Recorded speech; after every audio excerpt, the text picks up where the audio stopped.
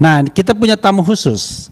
Jadi beliau adalah nama-nama yang pernah disebut soal ijazah Jokowi. Entah apa perannya atau informasinya nanti akan kita dengar sendiri.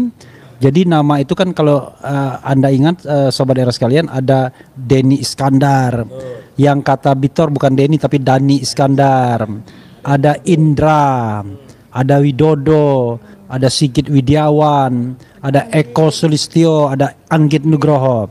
Nah, ini ada nama yang kelihatannya tidak terlalu menonjol karena satu nama aja, Yulianto. Oke. Assalamualaikum warahmatullahi wabarakatuh, Bro. Waalaikumsalam. Oh, nggak apa-apa ya, ini masih di saya soalnya.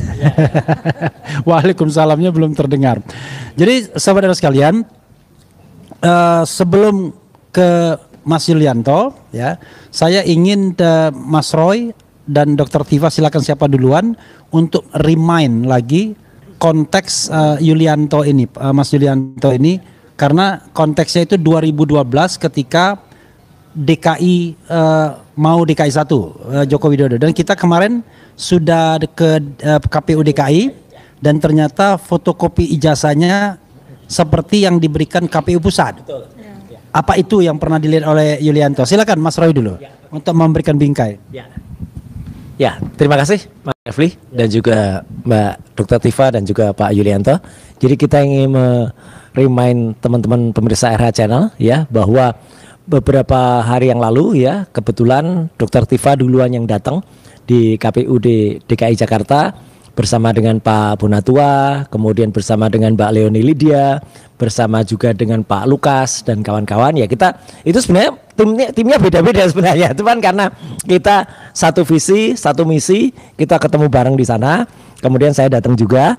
Ya, kita berhasil mendapatkan salinan fotokopi seperti ini ya. Jadi ini salinan ijazah Jokowi yang dipakai pada pencalonan Gubernur DKI Jakarta tahun 2012.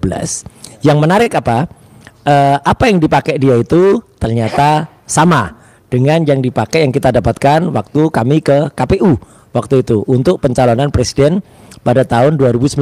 Meskipun yang 2014 kami belum dapat, tapi nanti kita tunggu. Saya itu agak krusial. Sudah tapi belum, kata Pak Jokowi itu sudah tapi belum. Kemudian yang terbaru juga kita dapat yang dari KPUD Solo ya, yang ketika Pilwakot ya. Nah, kenapa kita harus bicara hari ini? Karena kebetulan barang yang saya pegang ini itu ternyata waktu itu dulu sempat itu ya, ketika tahun 2012 itu sempat menjadi pertanyaan besar. Nah, pertanyaan besarnya apa, kalimatnya kayak apa? Nanti itu yang kita coba dapatkan dari Pak Yulianto. Tapi artinya waktu itu kenapa kita ada di sini dan kenapa ada Dr. Tifa? Ya karena Dr. Tifa lah yang lebih dulu datang waktu itu di KPU di DKI sebelum saya. Silakan, Dok. Iya, jadi ini remind yang kedua dari saya ya. Jadi sebetulnya nama Pak Yulianto itu kita dapatkan dari Pak Bitor ya. Nah, dari sini sebenarnya kita merasakan ada kalau Archimedes tuh bilang eureka gitu ya.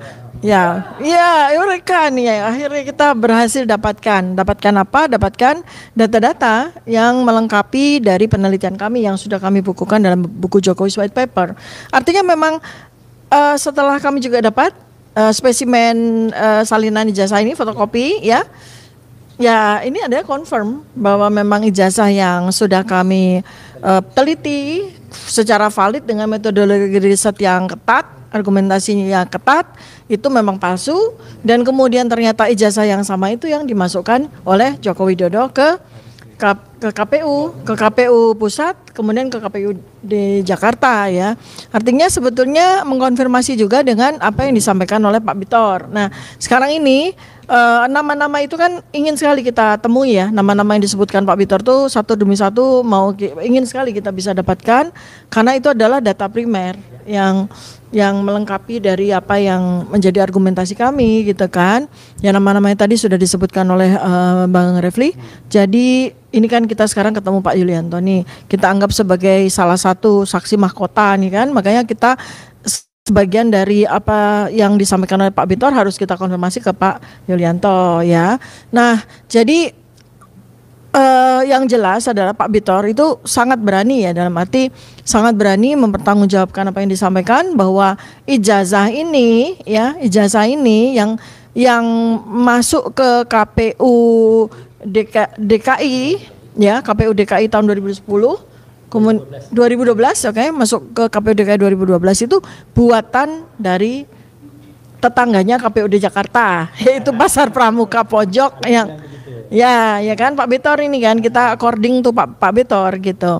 Nah, jadi bukan produk dari UGM ya. Nah, kemudian dari anatominya secara digital forensik dan secara ilmu telematika itu sudah kita sudah confirm ya bahwa ini memang palsu nih gitu. Nah, jadi gimana Pak Yulianto, mungkin kami ingin ya dapatkan konfirmasi dari apa yang kami sudah teliti ya gitu. Oke, silakan Pak Yulianto. Tapi untuk ini dulu, untuk informasi ke Sobat Era, bertemu Pak Yulianto ini betul-betul kebetulan. Jadi kita tadi menghadiri acara peluncuran buku seorang tokoh ya, sudah 75 tahun. Tiba-tiba Pak Yulianto salaman dengan saya, ngobrol sedikit. Saya ini Yulianto Mas katanya. Saya nggak langsung ngeh kan, tetapi setelah beliau menjelaskan namanya dan kemudian merimain soal ijazah itu, baru kemudian saya bilang, wadah kalau gitu kita langsung podcast di markas seperti biasanya. Ketika kita ngomong ada kopi lagi digiling. Silakan Mas Yulianto. Nanti Dr. Tifa dan Mas Roy bisa memperdalamnya. Silakan. Sebelumnya secara kebetulan juga, daripada mengganggu, ini saya pindah dulu. Kebetulan nomornya nomor 08. Silakan.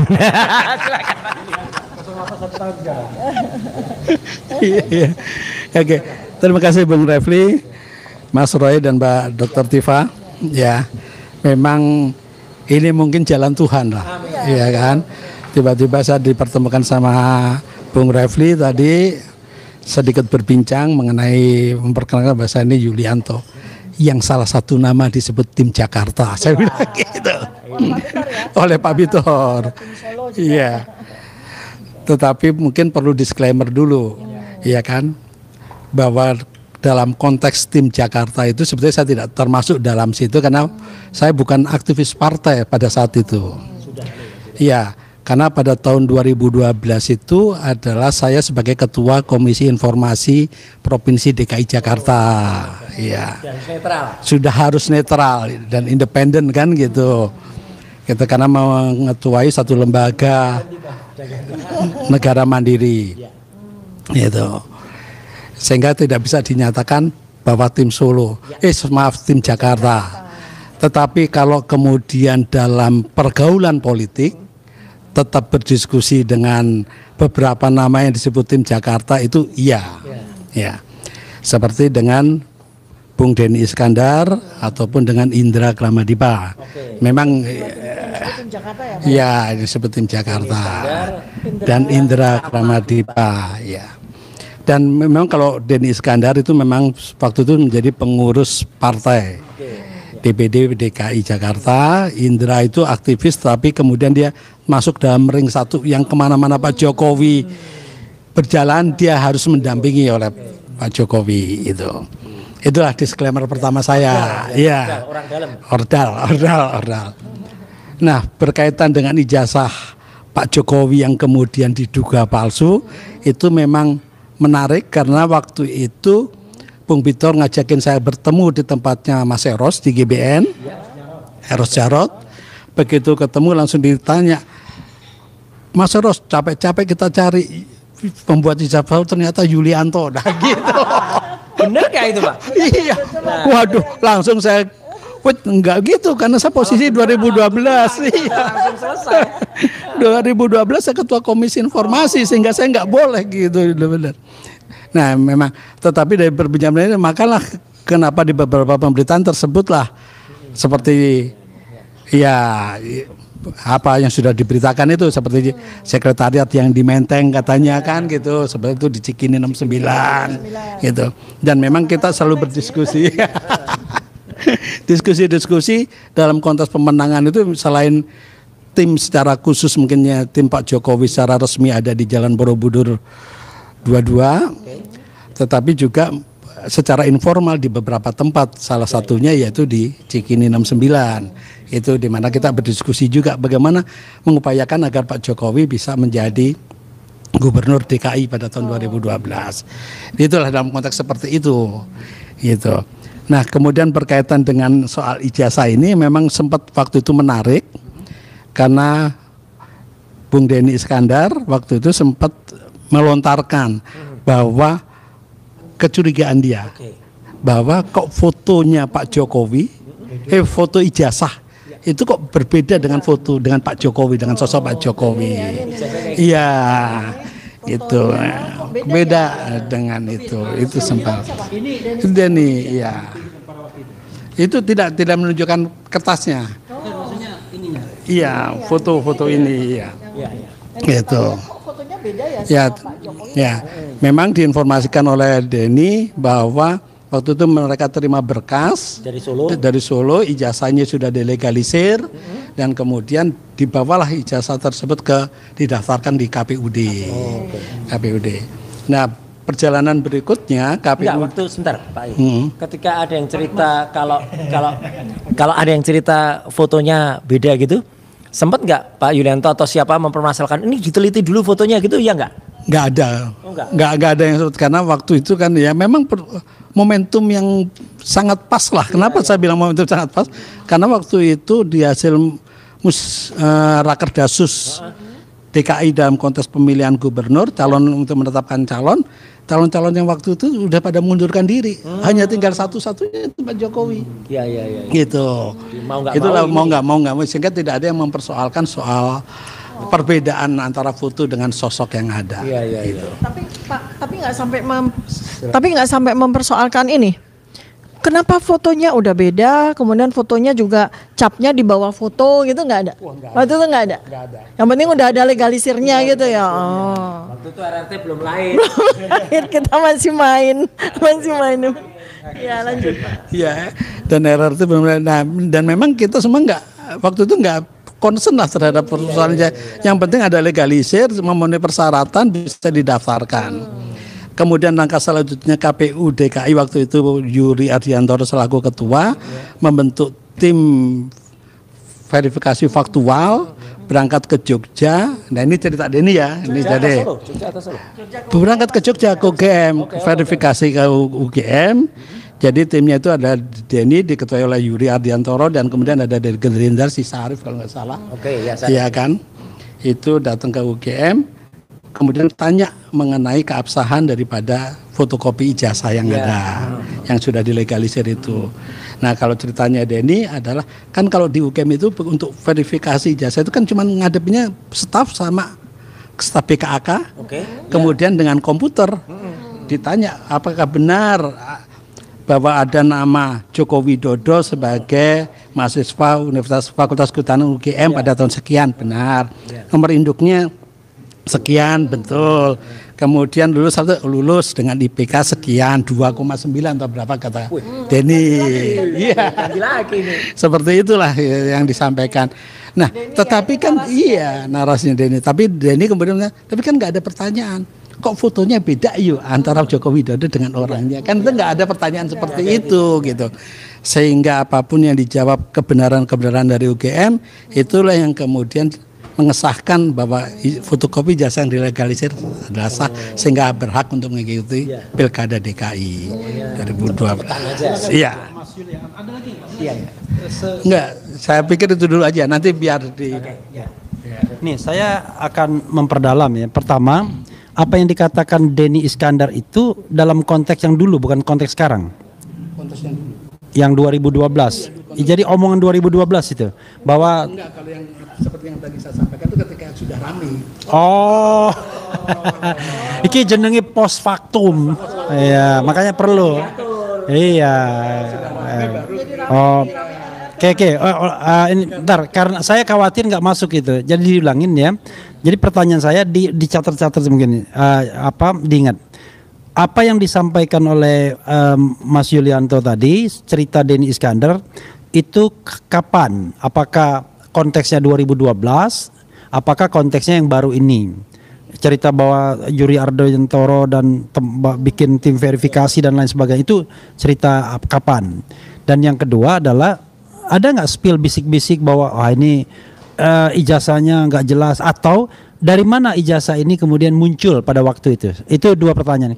Jawab dulu, nanti Mas Roy, Dr. Tifa silakan. Baiklah, saya jawab aja. Kalau bicara soal kecurigaan terhadap foto, itu sudah dibicarakan di 2012. Oh, sudah ya? Iya. Itu kan salah satunya juga Dr. Jul ya yang pernah bicarakan juga. Iya, 2012. Memang Dr. Jul mengatakan juga sekitar udah begitu udah rame kan gitu.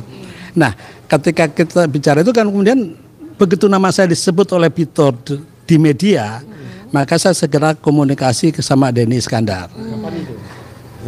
Baru jadi beritanya itu hari apa ya, waktu itu kalau nggak salah Jumat ya, saya ingatnya hari Jumat aja. Hari Jumat malam saya ditelepon, tiba-tiba ada orang bilang, kamu kok bersekongkol? Kaget saya. Loh, sekongkol sama apa nih? Baca berita. Sudah dikirimin link berita. Ada senior namanya Riano Oska. Riano Oska itu pengurus DPP PA Gemini.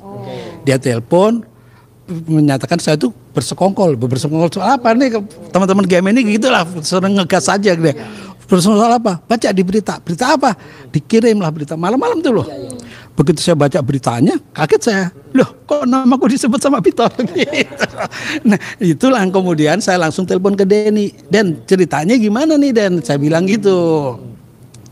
Gini Om ceritanya. Lah gitu, Denny cerita lah. Iya, dia selalu manggil saya Om. Kadang-kadang saya juga manggilnya Om dia gitu loh. Keakraban lah saya teman-teman gitu. Ini Om ceritanya gitu. Bahwa yang seperti tadi saya ceritakan, awal kecurigaan soal foto, kemudian soal pembentukan tim verifikasi. Nah, saya sebagai orang partai begitu dinyatakan verifikasi faktual sudah sah, ya itu kita daftarkan gitu. Nah, itu setelah rame, ya baru mulai rame, iya. Gitu. Silakan.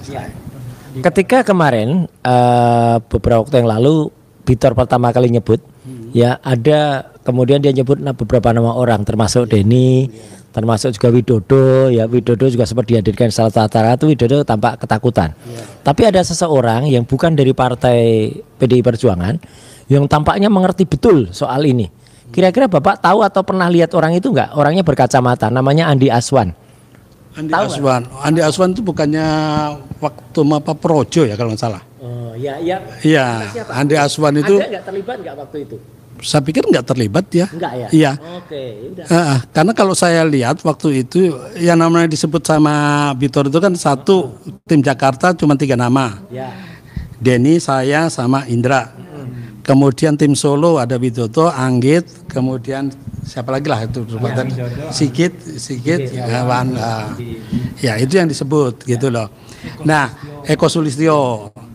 Nah, kalau itu kemudian saya sangat paham lah, karena paham lah bagaimana tata kerja KPUD, kemudian hubungannya dengan juri seperti apa kan gitu, itu saya sangat paham itu. Kenapa saya tanyakan? Pak Yul, kenapa saya tanyakan? Karena waktu di TV itu memang si orang tadi ya yang berkacamata Andi Aswan tadi memang bukan dari PDIP. Dia mengaku waktu itu dia masih di Gerindra. Nah, tapi seberapa besar atau seberapa mengerti sih orang dari luar Gerindra bisa ngerti permasalahan yang ada di dalam PDIP gitu loh. Dia tampaknya mengerti betul ya gitu, dan menurut Bapak benar nggak dia itu ada di dalam situ? Gitu. Iya. Kalau saya sih ngeliatnya nggak ada deh gitu ya. Iya. Jadi gini, kalau Gerindra itu kan si Sarif. Sarif lah yang sebagai LO-nya untuk di gabungan.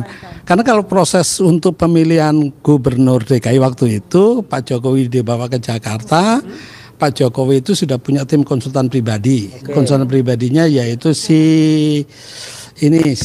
Andrinov Caniago. Itu konsultan pribadinya. Yang kemudian menyatakan bahwa dia terpilih lah untuk itu yang meyakinkan ke PDIP. Habis setelah Pak Jokowi masuk ke PDIP, kemudian barulah PDIP membentuk tim konsultannya, yaitu CEF Saifullah Fatah, CEF Marpol Marketing Politik, itulah Marpol gitu. Itulah tim-tim konsultan yang ada, Polmark ya, Polmark ya, Polling Marketing ya. Gitu. Itu. Nah, memang sebetulnya kalau kita melihat melusuri ini kan ada sedikit anomali juga. Kenapa saya bilang anomali? Karena kan di Solo kan isunya adalah Pak Jokowi menggunakan Dr. Andes tuh. Iya, itu gimana itu ceritanya? Dr. Andes Joko Widodo. Begitu masuk ke Jakarta, dia jadi insinyur. Itu saya pernah di salah satu podcast saya bilang, di situ yang perlu diteliti. Karena konsultan politiknya adalah Andrinov Caniago. Kan gitu. Dia yang korek soal gelar-gelar itu. Maka kemudian masuk ke Jakarta digunakanlah kemudian insinyur Joko Widodo itu. Itu. Yes. Ada 2 ya. Iya nih. Jadi Pak, waktu Pak Yulianto waktu tahun 2012 kan sebagai ketua KIP. Ya, itu sejauh mana kontribusi ketua Komisi Informasi Publik, komisioner komisioner nah sejauh mana Pak peran dan termasuk keterlibatan dari KIP DKI Jakarta dalam konteks ijazah yang diajukan ke KPU itu? Satu, perannya gimana sih gitu. Kemudian yang kedua itu apa yang bisa kita minta atau bukan kita tuntut sih ya, kita minta lah ke KIP Jakarta sesuai dengan apa yang sudah kami teliti bahwa ijazah ini palsu loh. Jadi KIP itu gimana tuh menindaklanjuti apa? Jadi gini, respon dan kemudian tindak lanjut ya dari KIP bukan KP 22 ya pokoknya KIP lah sebagai institusi itu kepada fakta secara saintifik bahwa ijazah ini palsu loh gitu. Silakan Pak. Kalau bicara peran KIP dalam konteks Pilkada DKI 2012 tidak ada. Nggak ada sama sekali. Itu kan memang wilayahnya KPUD gitu. Kalau KIP ini kan lebih sebagai lembaga yang menangani pengaduan sengketa informasi publik. Ya, jadi kalau dari Dr. Tifa ini kemudian meminta informasi kepada KPUD DKI soal data-data tidak diberi, bisa ke KIP untuk mengadukan sebagai sengketa. Nanti di KPID akan membentuk, di Komisi Informasi itu akan membentuk tim mahkamah untuk menangani kasus tersebut.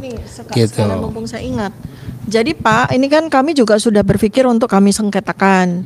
Karena KPU itu sama ini. Jadi KPU pusat dengan KPU di Jakarta itu kan sama memberikan spesimen seperti ini, tapi ada beberapa 11 item itu yang ditutupi gitu kan seharusnya kan nggak perlu. Nah ini uji konsekuensinya ya apa kui ya jadi ini kan adalah kewajiban ya dari KPU maupun KPUD kan untuk memberikan spesimen ini dan sudah ditunaikan kewajiban itu.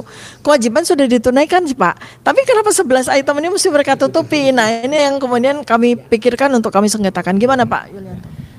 Baik, memang harus disengketakan. Kenapa? Karena bagaimanapun juga ini adalah jabatan publik. Ya, gubernur adalah jabatan publik. Publik harus memahami latar belakang maupun track record daripada calon pejabat publik itu tersebut.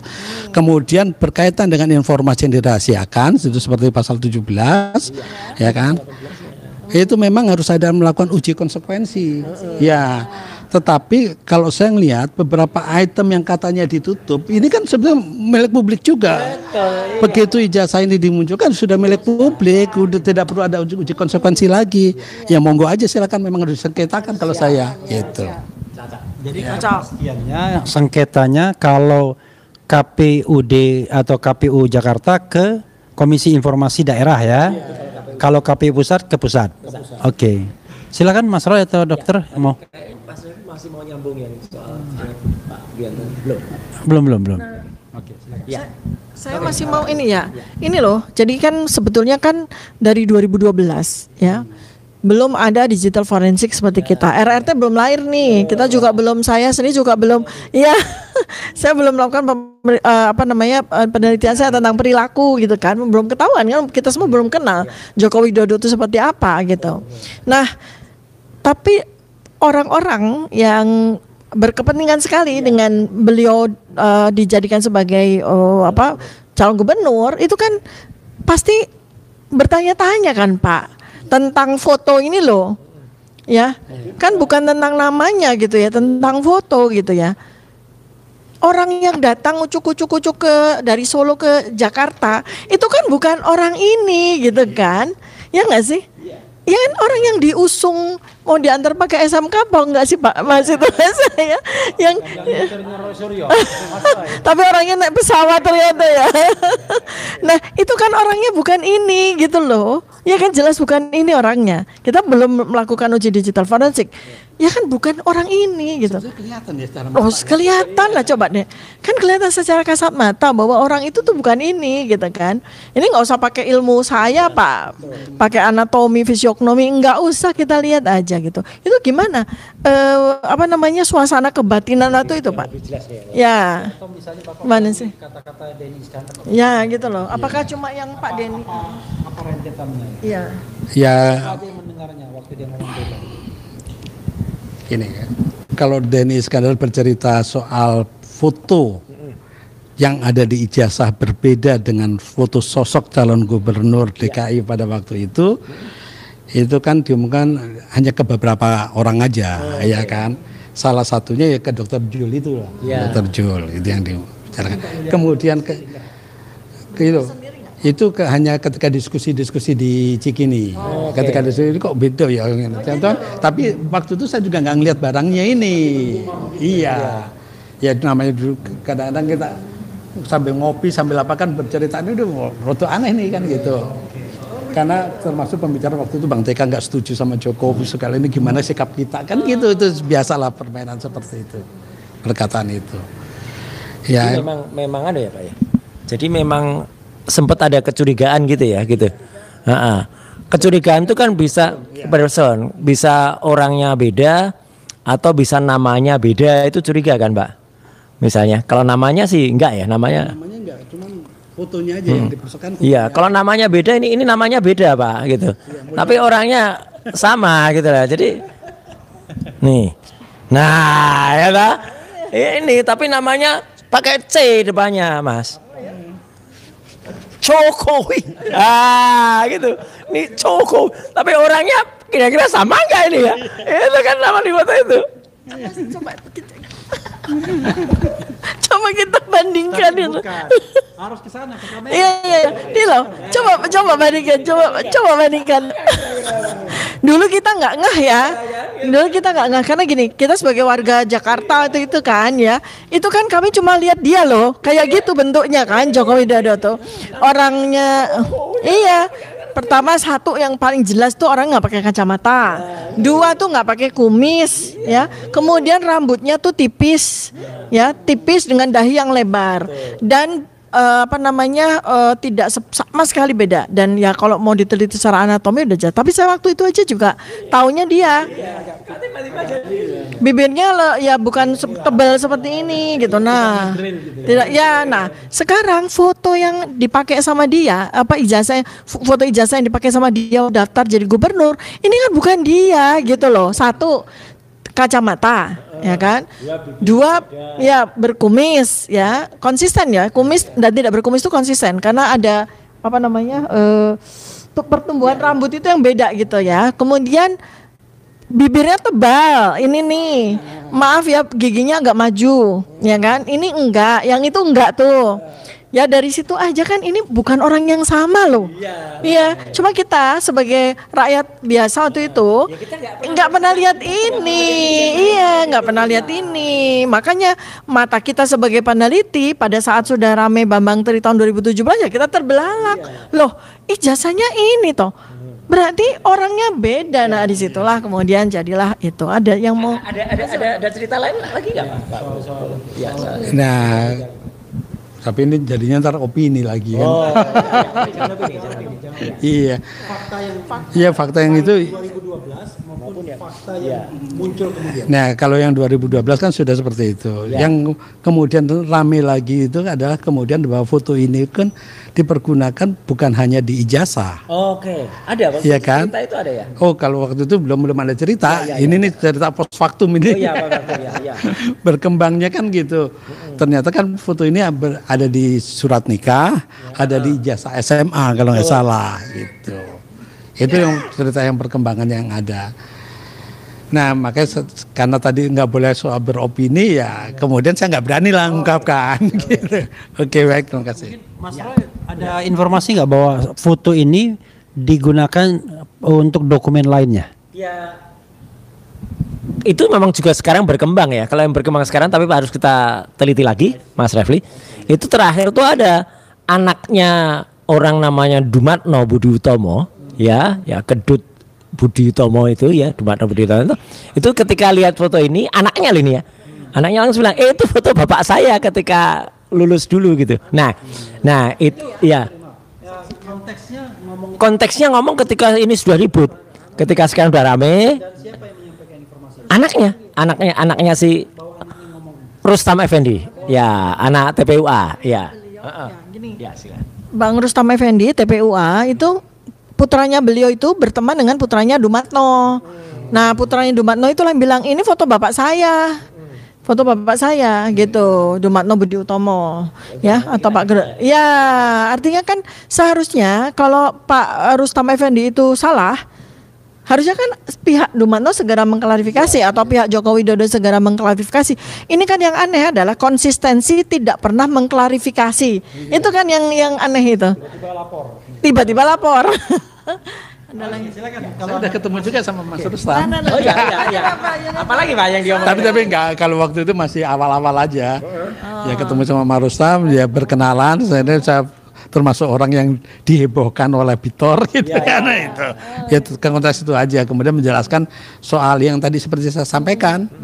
Gitu sama ke Mas Rustam. Itu aja. Baik. Oke, siap. Ya, saudara sekalian, itu ya tadi kita berusaha menggali fakta-fakta yang sesungguhnya, konteksnya 2012 dan kita sudah tahu bahwa ijazahnya sama dengan yang di KPU Pusat untuk konteks 2019. Yang belum 2014. 2014 belum, sama 2005 juga belum. Ah, yang paling krusial sebenarnya 2005 dan 2010. Karena itu yang di Solo, siapa tahu jangan-jangan bukan ijazah itu yang diserahkan. Ada penjelasan nih tentang. Jadi beberapa hari yang lalu tim kami, tim pencari fakta RT plus R plus T 3R2T ya, itu tim TPF di Solo itu diwakili oleh Pak Dr. Muhammad Taufik dengan Pak Andika Dian Sarjana Hukum, itu sudah bertemu dengan KPU di Solo. Dan sudah diberikan spesimen, ya spesimennya sama dengan ini yang dipakai oleh 2010. Nah sekarang yang masih alot itu yang 2005. Tapi sebetulnya kami nggak akan surprise kalau misalnya ternyata yang 2005 juga ini gitu.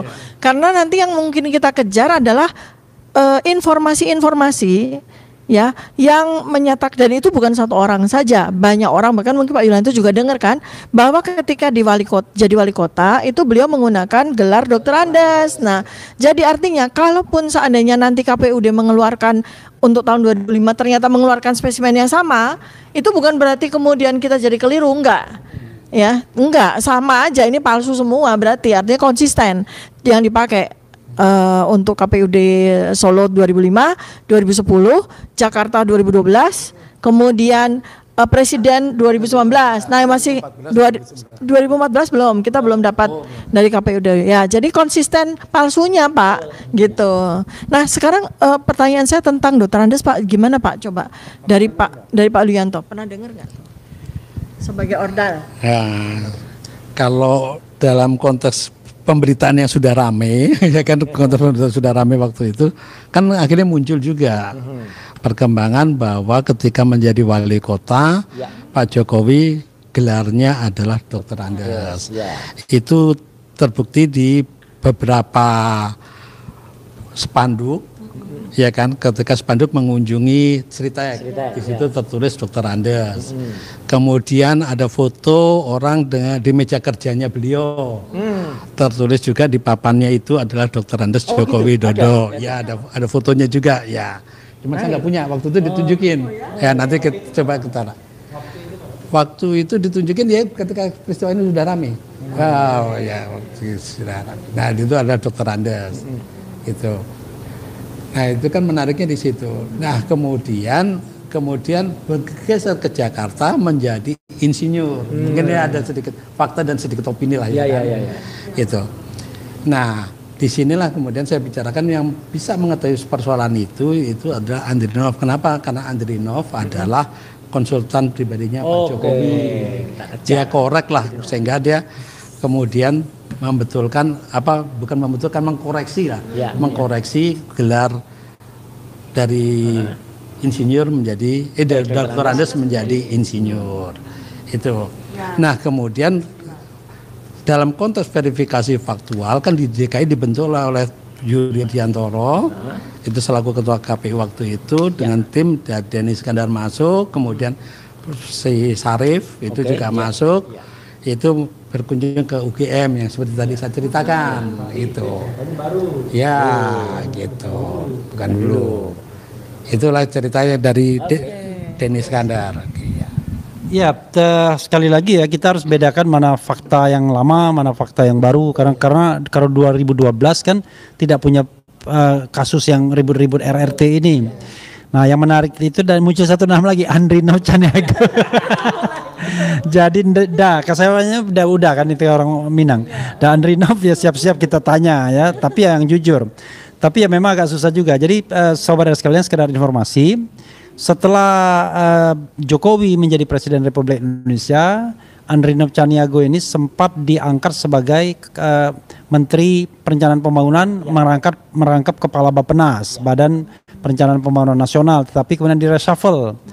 Setelah direshuffle, dia menjadi komisaris utama di Angkasa Pura, ya kalau nggak salah. Setelah itu pindah yang lebih hebat lagi, yaitu komisaris utama BRI. Nah, setelah zamannya Jokowi periode yang kedua, ya Kartiko Wiryadmojo jadi ini, ya dia digantikan Kartiko.